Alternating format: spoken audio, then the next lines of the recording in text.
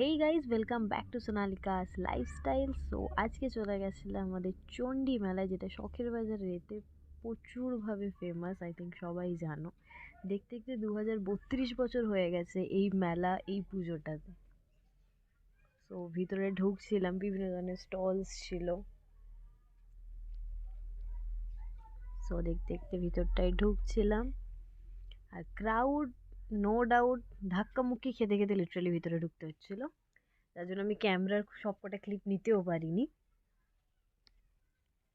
So দেখতে দেখতে যাচ্ছিলাম, কিছু কেনাকাটার হলে ডেফিনেটলি নিয়ে নেবো, অবভিয়াসলি মেলা বলে কথা।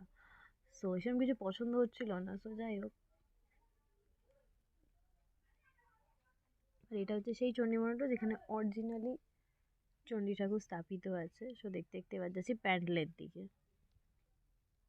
এবারে প্যান্ডেলটা দেখলাম একটু ইউনিক মতো করেছিল, বিকজ প্রত্যেকবারের প্যান্ডেল নর্মাল এতে থাকে, এবারে মানে একটা থিম বা কিছু একটা ডেকোরেটিভ করেছিল, যেটা খুব ভালো লাগছিল দেখতে, সুন্দর লাইটিং দিয়ে। বিকজ যারা আগের বারে এসেছিলে তারা জানো এরকম এটা ছিল না। সো তারপরে ওখানে মাকে প্রণাম করলাম, এখানে ফ্যামিলির সাথে বেরিয়েছিলাম। সো চলে গেলাম চুড়ির দোকানে।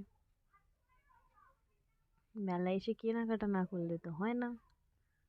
সো চুড়ির দোকানে এসে ভাবছিলাম কি নেওয়া যায়। মা বলছে এটা দেখ, তার হচ্ছে ওটা দেখ। আমি বসলে আমার কিছু ভালোই লাগছে না, আমি নেবোটাই। মা বলছে এটা দেখ, এটা ভালো লাগছে, হ্যাঁ তো দেখলাম ঠিক আছে। হাতে দেখলাম যে হ্যাঁ ঠিক আছে, আর ওটা নিয়ে নিলাম, প্যাক করে নিলাম।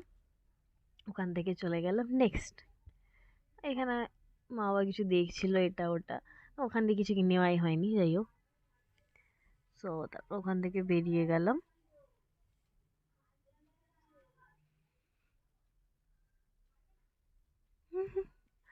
যাই হোক, তো তারপর ওখান থেকে বেরিয়ে গিয়ে চলে গেলাম ব্যাগের দোকানে। ব্যাগের দোকানে গিয়ে ভাবলাম একটা ব্যাগ পছন্দ হয়েছিল, এইটা, যেটা আমি নিয়েও নিয়েছিলাম।